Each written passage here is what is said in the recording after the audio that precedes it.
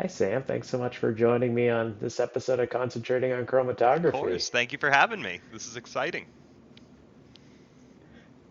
Can you briefly walk us through your path from your PhD at Rowan to your current role at Axcend and what got you focused on capillary LC to begin So with? I have to thank my advisor, Jim Grinius, for that. Um, During my chemistry 2 semester, my freshman year, I had met him and he was like, "Hey, does anyone want to join research?" And so I joined his lab, and since then, basically everything chromatography we've done together. And so he's been a huge inspiration, and he got very into capillary chromatography, so it was a big push for me to join.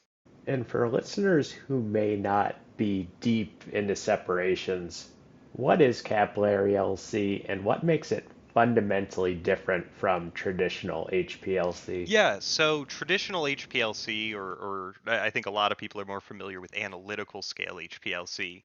It's typically defined based on the inner diameter of the column you're using. So, analytical scale, you're using a 4.6 millimeter to 2.1 millimeter column in inner diameter. With capillary, you're down at zero point 0.3 to about zero point 0.1 millimeters in inner diameter. So you're a lot smaller in terms of your column size.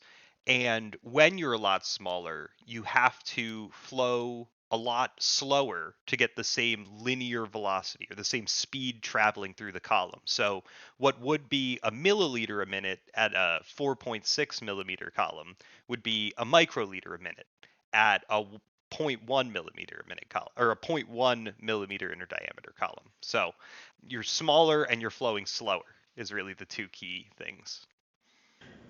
And at a high level, where does capillary LC deliver the biggest advantages, and what are the trade-offs that still hold it back? Yeah, so there's a lot of really great advantages with capillary, specifically when you're talking about solvent savings, right? Because we're flowing slower, we need to use less solvent every time. So if you're using something pretty hazardous, I know there's a lot of like radiochemical or radiopharmaceutical work where they have to store all of their mobile phase for 10 half-lives, which can be years and years of storing all this hazardous radioactive mobile phase. When you're looking at mass spec, sort of paradoxically, as you flow slower into ESI mass spec, you actually get higher sensitivities because you get better ionization efficiency. And so when you're talking about going slower, you can actually get better sensitivity there. So it's great for solvent savings and it's great for paradoxically sensitivity. And why do lower flow rates have such a dramatic impact on electrospray ionization and Yeah, sensitivity? no, it's a great question. So effectively with electrospray ionization, you're making these droplets at the end of your electrospray source. And at analytical scale, these droplets are much larger. You have to use a very wide ID tube. They come out and they have to go through multiple evaporation steps, and it takes a long time for that solvent to really disappear and leave behind the analyte and the gas phase. There's a lot of cool tricks we as analytical chemists use to speed it up with heated gases and with all sorts of fun little tricks to play with capillary scale, because there's so much less solvent coming out, you're smaller droplets to begin with, there's less that you actually need to evaporate. And so you don't necessarily have to play those tricks. Or if you play them, because you're already, it's a lot easier to dissolve a microliter or evaporate a microliter than it is to evaporate a milliliter. And so you get a huge sensitivity boost, even though it sounds like, oh, I'm using 1,000 times less. Shouldn't I see less? No, you see more. And in practical terms, if someone adopts capillary LC, how much of a difference can they actually expect to see, and what does that look like? Yeah, so from the solvent saving side, you're talking about orders of magnitude reduction in your total solvent consumption. We were able to do some really cool reaction monitoring work where we monitored a total reaction for, I want to say it was 72 straight hours, and used under a microliter of total sample and under a milliliter of total solvent. So it's like a whole different world in terms of your solvent usage. You'll see roughly, and it again, it depends on the setup and the analyte. Literature values suggest between 4 and 10 times increase in sensitivity with ESI mass spec if you have it set up properly. So, there's definitely some really great practical considerations and benefits there. The trade-off is certainly that you're going to have to spend some time translating that method. So we at Extend have a method translation calculator that, you plug in, oh, here was my analytical scale, give me my capillary scale stuff, but sometimes you have to fiddle with it a little bit more, right? If it tells you 1 microliter a minute, maybe the optimal is 1.5 microliters a minute, and you have to kind of determine that last step experimentally. So it gets you pretty close, but not always 100% of the way. And to stick with solvent delivery, if we could, capillary LC sounds great, but I know the engineering is Yes. tricky. And what's happening behind the scenes with that solvent delivery and system design that does make it a little bit more challenging? Yeah, so in your traditional analytical scale pumps, you use a reciprocating piston based pumping system. So you have two pistons and one is pushing while the other is refilling. And so by doing that, you can generate flow forever and ever and ever. With that, you typically have to introduce check valves, pulse dampeners, all sorts of additional things that add more solvent in. With capillary, our goal is to cut down as much of that extra solvent and extra volume as we possibly can. And so with capillary scale, and this doesn't go for all instruments. In fact, there are some that use the same reciprocating pistons. But with Extend specifically, we're using a syringe-based pumping system. So we take a very, decently sized syringe, you fill it up with the amount of solvent that you could possibly need for the run, and then you dispense it in one single step. And so it cuts out the need for pulse dampeners, it cuts out the need for check valves, it really reduces the amount of volume in your system and the amount of things that can go wrong in your system. And so it keeps it much more contained. You've talked about extra column effects. What are the most common mistakes labs make that quietly destroy their separation Yes, performance? extra column effects are a killer. So just for putting it into perspective for your viewers, the analytical scale, if you had a microliter of extra column volume, that's nothing because you're flowing at a mill a minute, you clear that in fractions of a second, you're good to go. If you had 1 microliter of extra column volume on your capillary system, now you have a minute of total time outside of that column. Your performance is going to get destroyed. It's going to be really bad. And so I think the thing that's quietly killing separations on the capillary scale is treating it like analytical, where you just cut an extra length of tubing and maybe there's some slack in that line because who cares, it'll clear it really quickly. Well, it won't in capillary, and so you need to be considerate and smart about how you set things up. Feel free to take this answer wherever you would like, but in your current work, where are you seeing capillary LC make the largest real world impact? For me, I want to say it's radiopharmaceuticals. The pharma industry in general is really excited about it for a number of reasons, right? If you can do the same separation that they're doing across 100 instruments around the world and make it 1,000 times cheaper, well, that's awesome. Pharma gets very excited about that. But there's all sorts of environmental and useful impacts. TFA or HFIP, those are both PFAS mobile phase additives that everyone's looking to regulate PFAS, as they should. If you can continue using those and not necessarily have to change your method, but use 1,000 times less of them, that's a huge significant increase.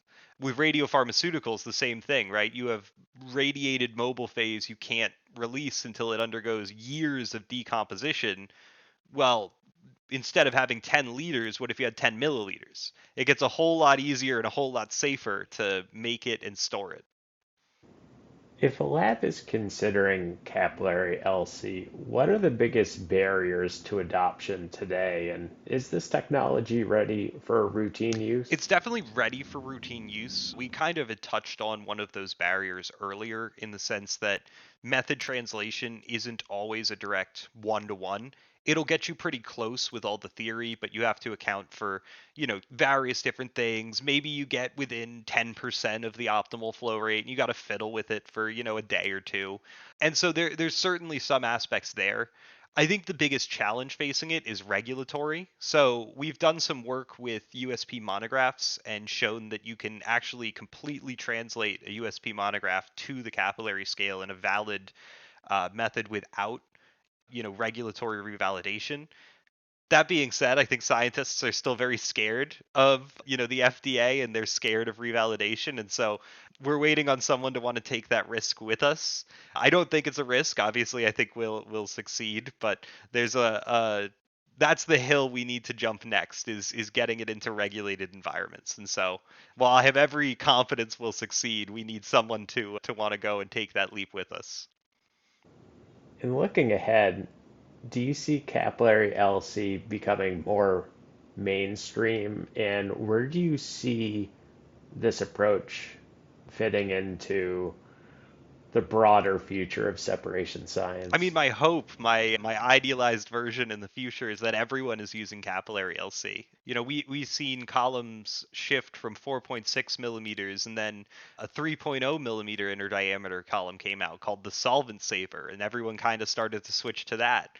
And then we switched to 2.1 millimeters in inner diameter, which is now narrow bore, or sometimes they call it UHPLC. We're seeing an even bigger push now with some companies down into the 1.5 millimeter inner diameters to even further save solvent. And so it's clear that over the past 50 years, we've gotten smaller and smaller and smaller. My hope is we just keep going and eventually we land in the capillary range, which is, my hope for the future is that we all one day shift it, and that capillary is sort of the go-to in terms of chromatographic separation scales. And let's say that someone listening to this or watching this is really excited about exploring capillary LC. What's the first step they should take? Reach out to us at Accent. I have a webinar series out there on some of we go a little bit more into depth in like solvent delivery systems and things like that. There's some great literature that I could suggest on it. They have tutorial papers out on basically everything we've discussed, but really go and find an expert or find someone that has a capillary system and ask to see it, ask to play with it, because it's incredible technology, and I think it really will be something very awesome. Yeah, Sam, I'd love to hear a little bit about Excen's focus and mission and really everything you guys are trying to do. Yeah, so we actually came out of Dr. Milton Lee's lab at BYU. He was the sort of inventor and professor that made it. He's done just about everything. Every time I talk with him, he blows my mind with some new crazy story about some mainstay in HPLC he's invented. He was telling me how he's helped pioneer the biphenyl column back in the day, and so like just he's done everything. And sort of his idea behind it was that if you could make an HPLC that could go anywhere, right? You could pick it up, you could throw it in your car and drive somewhere and perform HPLC analysis on site. We haven't really figured out what we'll do with that, right? Is what could you do if you could bring it to a crime scene and get HPLC analysis on site of a blood or urine matrix and solve a crime faster, or in environmental, bring it right up to a suspected contaminated lake. And so that was kind of the idea behind it. What we've really seen from a customer side is not actually what we expect. Instead, we're actually seeing the solvent savings and the size and form factor be the mainstay, where you can fit 3 or 4 of these in the same space you could fit a single analytical scale system. And so you can 3 or 4x your throughput and save money while doing it. And so it was actually a little bit different from what we had expected our mission statement to be, but not in a bad way. It was just interesting how that kind of evolved over time from what we initially thought. I really appreciate that background on Extend and also this introduction to capillary LC. What is one thing that's a big misconception, or is there Yeah. anything else you would really like to drive home to the I audience think a today? lot of people are traumatized from past experiences using capillary LC. So it wasn't always great. Back in it started in about the 70s, and through the 80s, 90s, and early 2000s, it was pretty rough. Pumps weren't really reproducible. There were long equilibration times. There was a lot of clogging and dead volumes because we didn't really have face sealing fitting technology. And so I think a lot of people have maybe tried or dipped their toe into capillary in the past and had really bad experiences with it, lacking robustness, clogging a lot, all sorts of things. And a lot of those issues have been solved. There's been continual work going on to fix those issues and to make it better over the years.